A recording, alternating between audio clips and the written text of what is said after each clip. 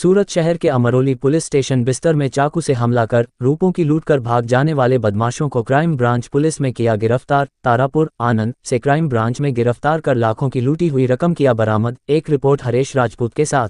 गई तारीख 12/7/2025 ના રોજ રાત્રિના સમયે અંજલી ઇન્ડસ્ટ્રીયલ એરિયામાંથી એક શ્રીમાન વસોયા છે જે કતારગામ રહે છે અને કલેક્શનના પૈસાના કલેક્શનનું કામ કરે છે। એ 7,88,000 જેટલી રકમ કલેક્ટ કરી અને અંજલી ઇન્ડસ્ટ્રીયલ એરિયામાંથી પસાર થતા હતા ત્યારે એમના પાછળ બેગનો એક થેલો લટકાવેલો હતો અને આમાં પૈસા લઈને જતા હતા। પાછળથી બે અજાણ્યા ઇસમો આવી આ થેલો તેના ખંભા ઉપરથી ઝડપી ચીલ ઝડપ કરી અને ભાગી ગયેલા।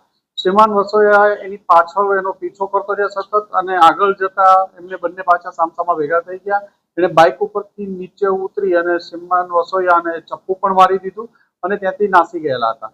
આ બાબતે ચપ્પુ મારી અને ગંભીર બનાવ બનેલો। ક્રાઇમ બ્રાન્ચની અલગ અલગ ટીમો લાગેલી હતી જેમાં પીઆઈ કિરણ મોદી સાહેબ અને પીઆઈ આરઆઈ જાડેજા સાહેબની ટીમને બાતમી મળી હતી અને આ બાતમી આધારે પીએસઆઈ વિશાલ અને પીએસઆઈ ભાટી આ બંને આણંદ તારાપુર ખાતે જઈ અને સેફ ડે પોલીસને બાતમી મળી હતી કે આમાં માણસો સંડોવાયેલા છે।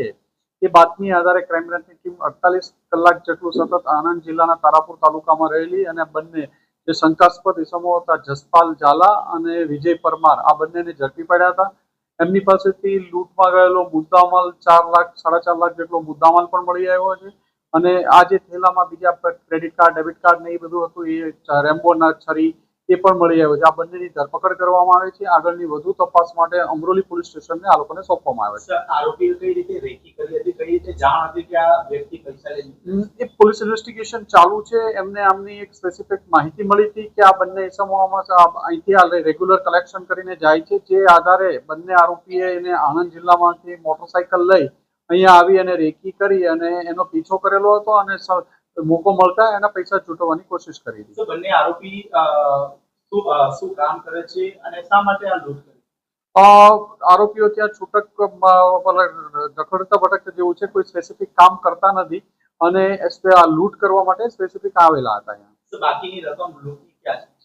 પોલીસ ઇન્વેસ્ટિગેશન ચાલુ છે। 48 કલાકનો સમય થયો છે લૂંટ દરમિયાન। એ દરમિયાન બંને આરોપી ઝડપી પાડવામાં આવેલો છે। 75 થી 80% જેટલો મુદ્દામાલ ઝડપી પાડવામાં આવ્યો છે અને અન્ય આગળની તપાસ ચાલુ છે। આરોપીનો ગુનાહિત ઇતિહાસ હજુ સુધી પોલીસ તપાસમાં બહાર આવ્યું નથી પણ એનું ઇન્વેસ્ટિગેશન ચાલુ છે।